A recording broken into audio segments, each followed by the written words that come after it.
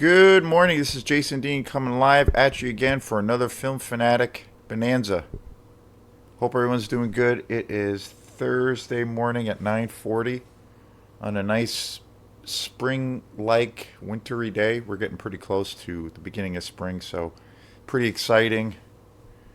This winter has been a pretty long-lasting endeavor, like it usually is. Winter always seems like eternity here. It's funny.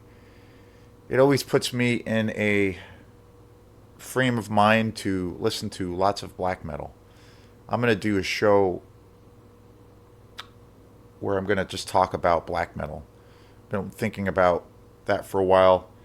It's a music I grew up listening to for it was a music. I talked about that in other videos where I like to try to talk about music and film and from like being a fan perspective, from a fan's perspective, but then also for me it me just being a person and just how I kind of function, how it really all things that those things entail with those two mediums, how much they just personally inspire me. But then there's the other level of where that stuff really inspires me for the music that I write for Quantum.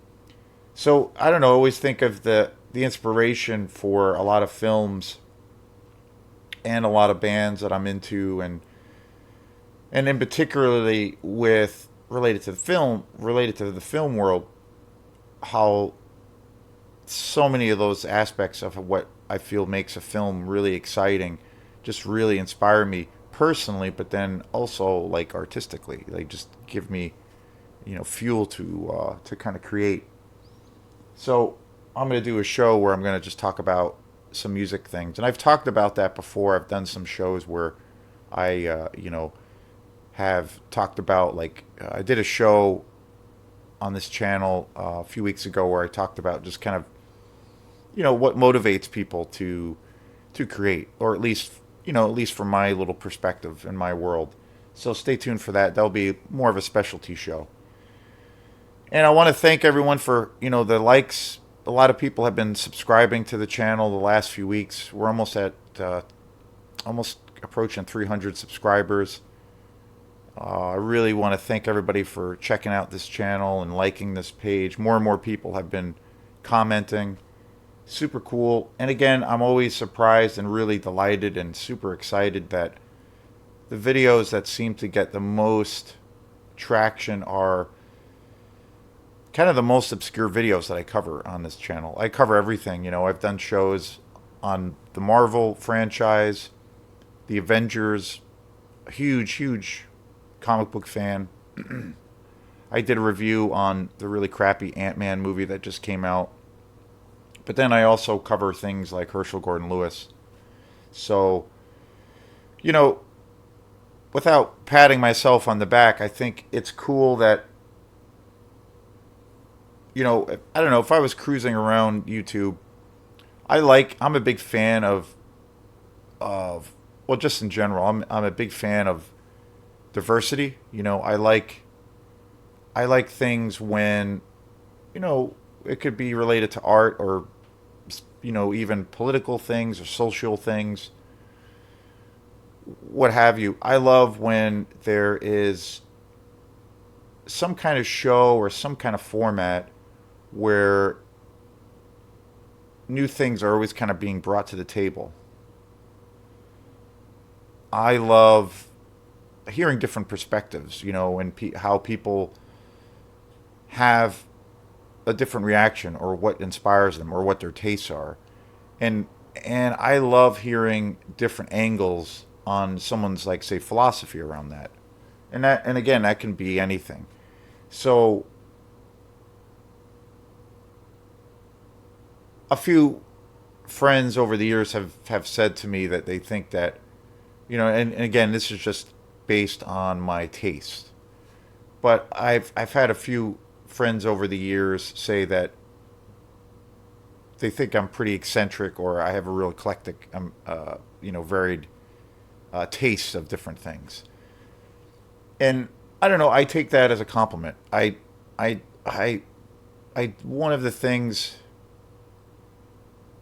I kind of feel proud of, and that I do feel like it's a good, it's one of the few, I guess, attributes I have, is that I do have a pretty open mind, and I do have a pretty wide range of things that I love, and that I am also willing to check out. When it comes to to music, I love it when there's a show that will cover obviously a specialty thing, or say I come across a movie show. I love that there's a show where they might very much kind of garner or focus on a particular genre. But I also love it when there's like someone who is, they might have their style, they might have their thing that they're focusing on, but they bring a wide range of different things along with that, like just giving more variety.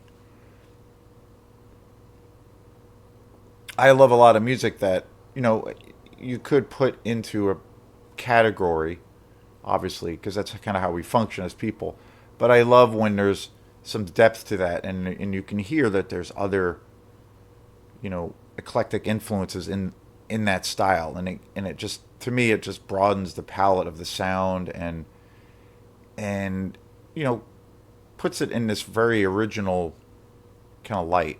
I feel, and it's not like trapped in that thing of where it's necessarily like a one trick pony. But I think what I was saying about this channel was, if I was cruising around YouTube, I would think it would be, and I came across a show that had a wide range of films, say, where they would cover big, massive budget films like, say, the Avenger films, and then also cover something like Herschel Gordon Lewis. I would be like, wow, like that's pretty wild. That's pretty cool. Like that would be my first reaction. So I think that's something I kind of pride myself with, having that big of a range of different things that I try to cover.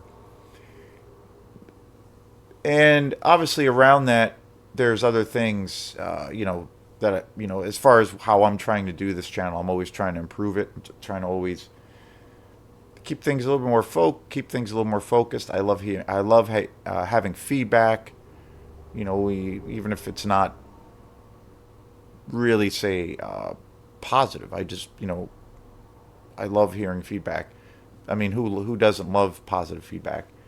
But I think it's, I try to offer a real eclectic range, and pretty broad coverage of different films that I love. But also, that being said, the main focus of what I do is, my deepest love is the exploitation world, and that's kind of the main focus. But I try to really mix things up. But anyway, not to toot my own horn, but that's just one thing I think is at least pretty cool about what I try to offer with this channel. So, in continuing with that whole formula and that idea of focusing on the world I really love, the world I cherish, and that is the exploitation world. One example of that, yesterday, for example, one great thing and one example of how movies are not just entertainment for me, but it's therapy. It's a therapeutic release, and it's gotten even more of that. It's kind of moved, my whole relationship to film has kind of moved more and more into that direction as I've gotten older, and then especially the last few years, it's even more of a form of escapism. Case in point, yesterday had a pretty busy day, and then I went to a rehearsal, and that was pretty long, and it didn't start off very well. There was lots of arguments and bickering and bitching and moaning, and it was really bad. It was a bad time, and it was very very stressful. And so things eventually settled down. We got the work done that we more or less needed to try to do, and we got through it, and it was actually pretty good and pretty productive, and things kind of settled down. But highly stressful. I couldn't, you know, even with that being said, I couldn't wait to kind of get out of there. I didn't want to be in that space. It was too stressful and overwhelming, and it put me in a really bad mood. So, and I got home, a little bit on the later side, around 10:30, quarter to 11 last night, and today is Thursday. So it was Wednesday night last night. And so, I was pretty stressed out. I was kind of aggravated and just like, not, you know, was in a pretty good mood all day. And that put me in a really kind of angry mood and just not happy. So, and I'd been thinking about watching this one particular movie, and it was a show I did. Usually I typically watch a movie every night. Sometimes I'll do like a double feature and or whatnot, and if I have more time, I'll just I'll watch a few movies. But usually I watch at least one movie a night. I'm not much of a I don't really like to watch movies during the day. I usually love to watch. My favorite time to watch movies is when my day's totally done and I don't have anything to do, and I'm just kind of chilling out, relaxing, and maybe getting some dinner. I just love That's usually my favorite time to do, to sit down and watch a movie. So I came home yesterday after being pretty aggravated and stressed out, and I was like, okay, I really want to watch a movie. I really need to watch a movie now. And again, that's going back to the therapeutic aspect of it, and that it's just fun and the whole escapist thing. So I put on Lucio Fulci's A Lizard in Woman's Skin, which is such an incredible movie, and I did a review on that film a few days ago, and it's just shy of 2 hours. Typically, a lot of exploitation movies are really short, and I think that's due a lot to the budgets that a lot of these directors had. They just didn't have a budget to make films as long, maybe as they wanted to make, maybe what their vision was originally, if they had the money to make the films longer. But typically, the films were on the shorter side. A lot of the exploitation movies that I find are, maybe an hour and 20 minutes. That seems to be the average running time. This movie was close to 2 hours, and it's by my favorite Italian director, Lucio Fulci, and I just done a show on it. I had never really seen that movie before. It was a new discovery for me from last year, and I just totally love it. So I came home. I was pretty tired. I was in a bad mood, and I put that on, made some dinner, and relaxed. And I was just like enamored with it. I watched it right to the end. I started watching some of the special features right up until I was gonna go to bed, and it just took my bad mood and just flipped it around, and it put me into such a great mood. I was super excited after I watched it, and I was like, "Yep, this was an amazing movie. I love it." I kick myself for not, having seen this movie many years before. It's amazing, and I just loved it, and it totally flip flopped my whole mood and put me in a great, space, and I felt great, and it felt like awesome. Okay, now I can relax, chill out, and eventually go to bed. And to me, to me that's what movies are for me. They it's not only is it just a great entertaining ride, but it really it's kind of therapy for me. So that's an example of it. The power of cinema. So this is a movie I got about probably 2 years ago, and this was a movie I did see as a kid. I remember seeing this on back, I always refer to the time frame of when I got into movies. I kind of always talk about my introduction to film. Growing up, I grew up at the very my earliest recollection of movies was the whole beta thing, which preceded or predated VHS. It came out before VHS. And beta was the first time where the technology was at a point where people could actually rent movies, and they were basically these little cartridges, it was like a cartridge tape, and it was a tape, and you could rent them. And beta was there were these little square little boxes, and you could rent them. People would get beta machines, and you can also record with them too. And that was a thing for a while, but then that VHS came and kind of killed it because suddenly the quality was better, the technology was a little bit easier to use, and what have you. So when I grew up, my earliest recollection was beta. But beta, when I kind of became aware of what it was, beta had just pretty much died. It was the end of the market, and all of the stores had closed. I grew up right on the cusp, my earliest recollection, right at the cusp of that, of when VHS came out, and VHS exploded, and that was the thing.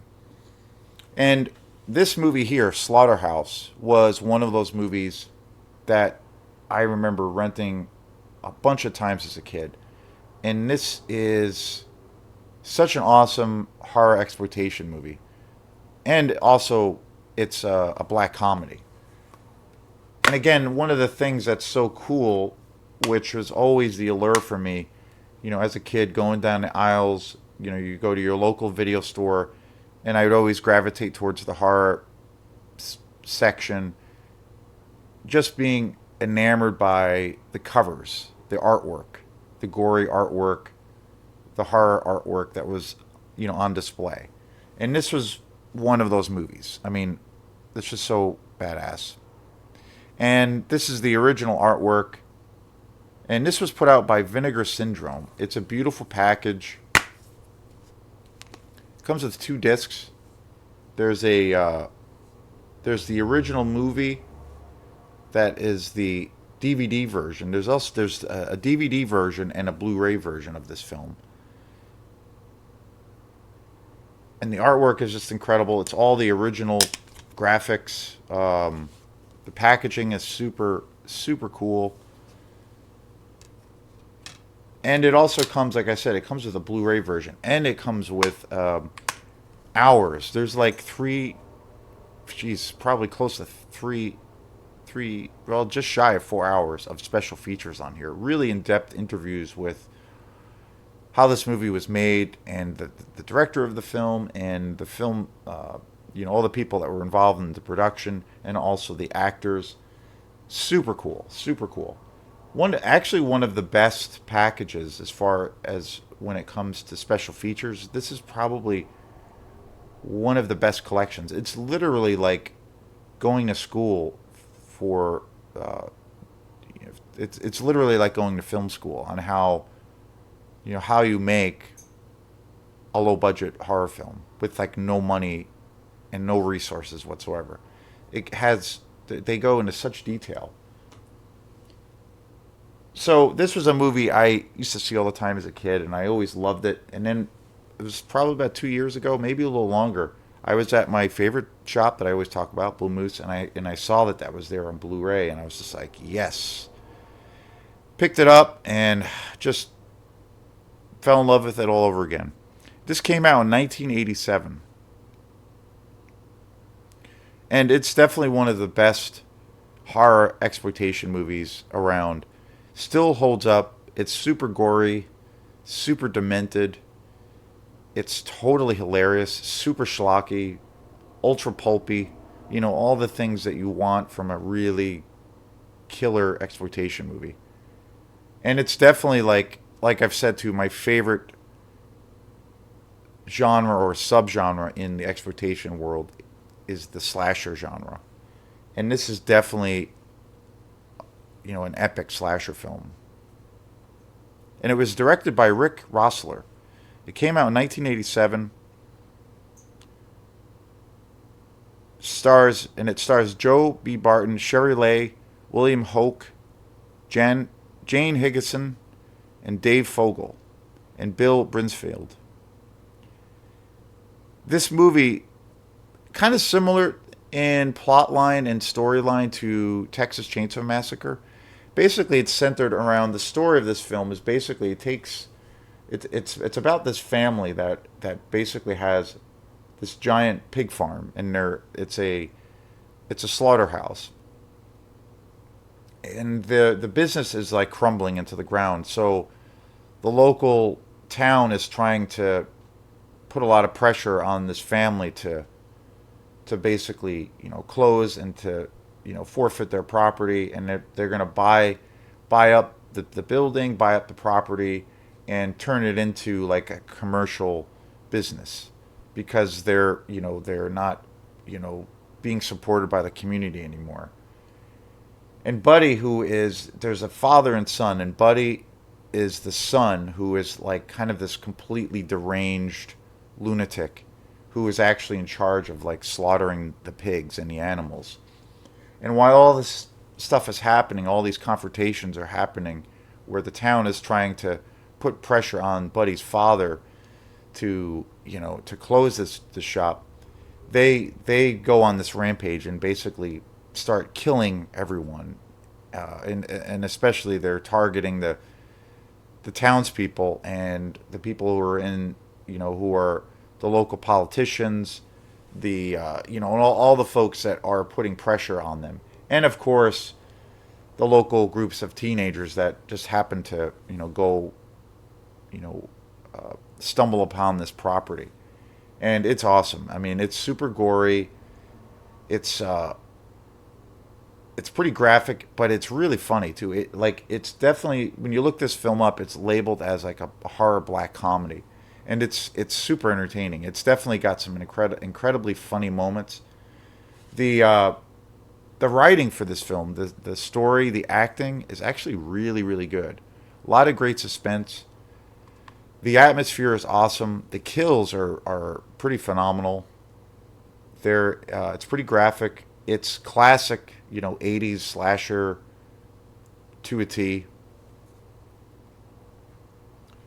And the transfer of this film to from take Vinegar Syndrome, which is another one of the fabulous companies out there in the exploitation world that's responsible for all of these amazing re-releases.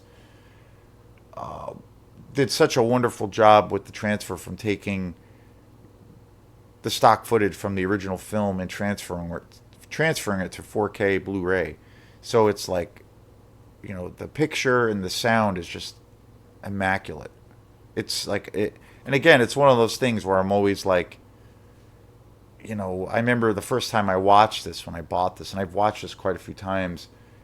I was just like, jeez, this is crazy. This is wild that we live in this day and age, that a movie that is like as low budget as you can get, and is so underground, it was so part of the underground horror, film circuit, it gets this like immaculate, top shelf treatment.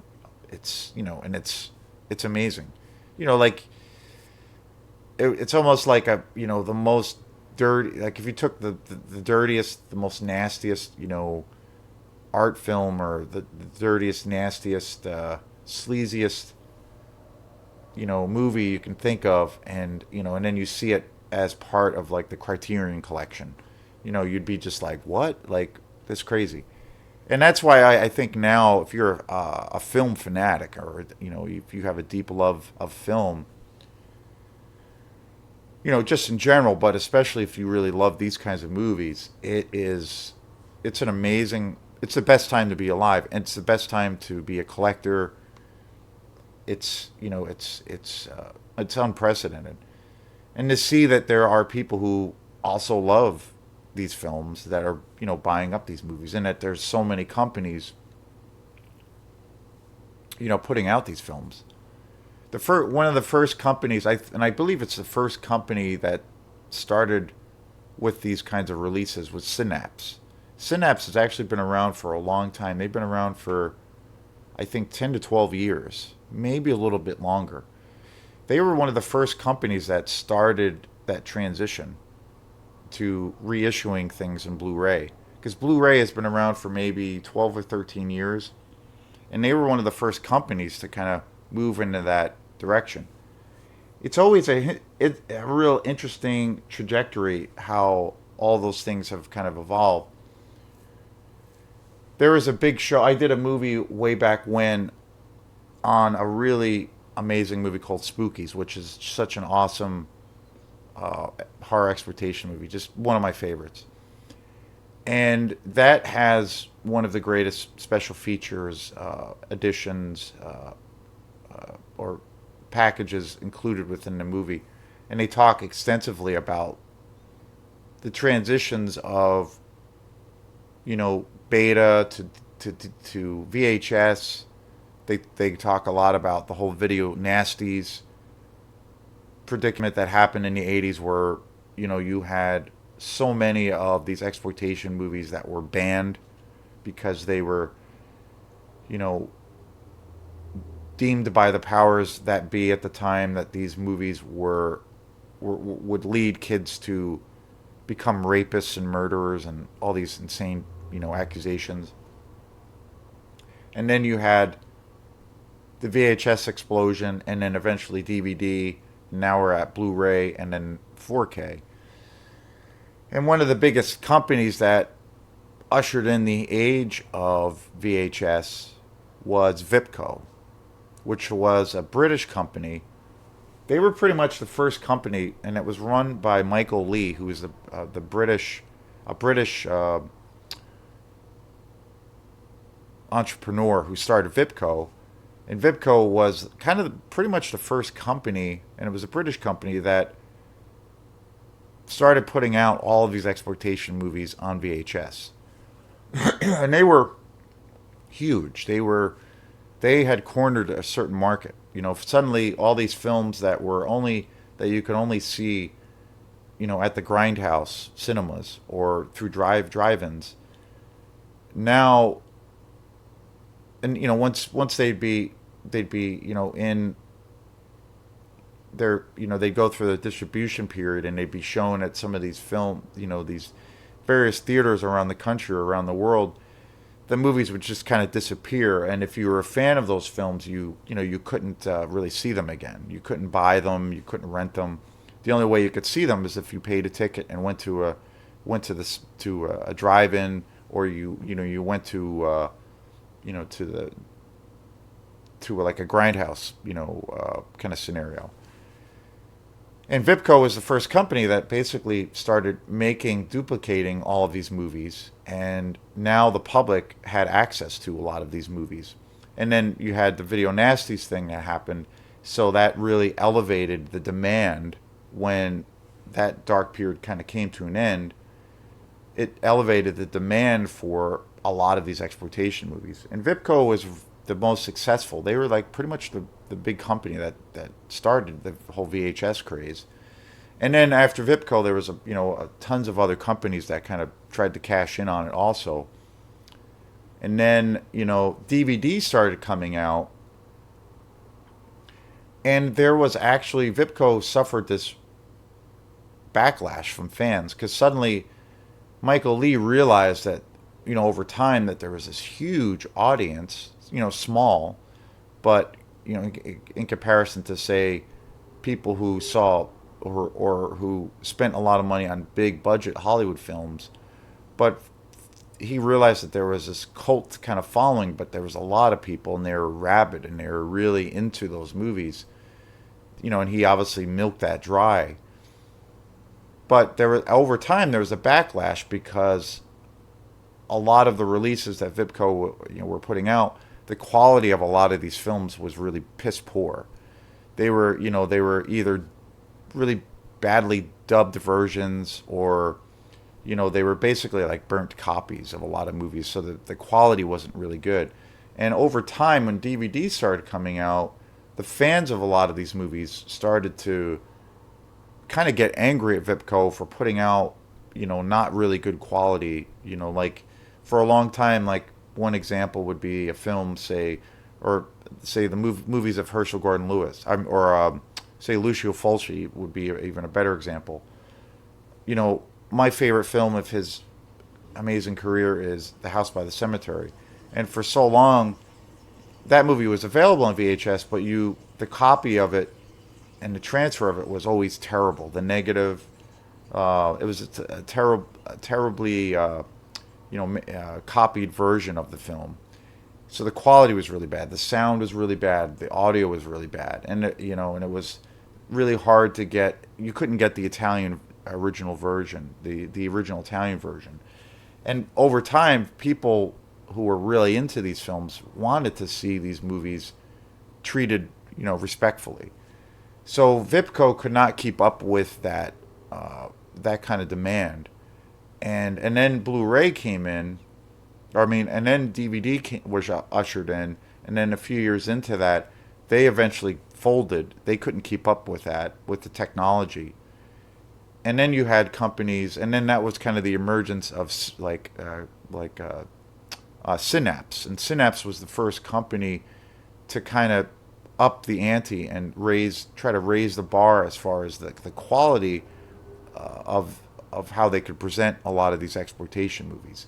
And then that was during the time of DVD, and then Blu-ray started coming out. So Synapse was really the first company, more or less, that started to kind of give the fans what they really wanted. And like now you could find a lot of these, Italian exploitation movies, but the quality was really good, and you were getting, a good amount of special features about how the movies were made, documentaries about the movies, but the quality of the transfer from the original negative was really good, and it was superior. So that ushered in this whole other market.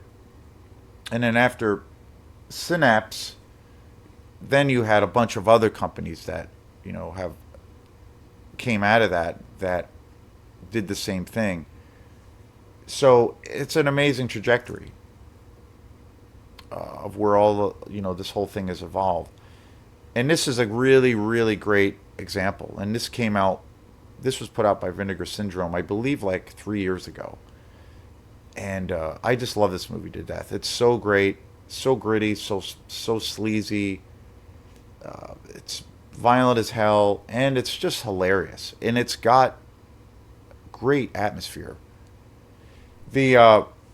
And like I said in the beginning of the show, it's got one of the best special features packages, or where it includes a few different documentaries, but really it has a collection of these really in-depth interviews that are just so interesting, so informative. And in particular, there's a really fascinating interview with Rick Roessler, who was the director of this film, and he also was the writer of this film. And it's super interesting because, again, like I said in the beginning of the show, he goes into such detail on what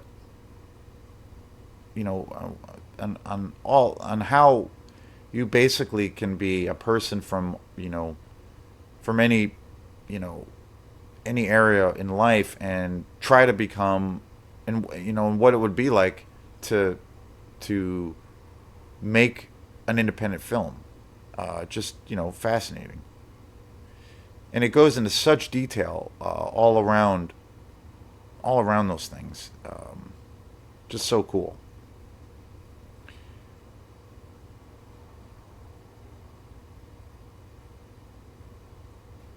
I mean, again, it goes into such detail about how you kind of construct a script. How do you cast, your actors? How do you try to finance your film when you have no money? And then a big thing about the interview is how he talks about how he markets the film. And being that it's an exploitation movie, that's really what they relied on. A lot of these directors was trying to get the campaign to such a high level that people would be excited, to see this movie. And it's super fascinating, super super interesting. One of the best collection of special features I've ever seen. Rick Roessler was also, known for doing other movies. He also did Slaughterhouse, or I should say, well, this film, Slaughterhouse, and Dead Girls Don't Tango. And he really didn't have a very prolific career. He basically kind of stopped making films over time, and he talks about this.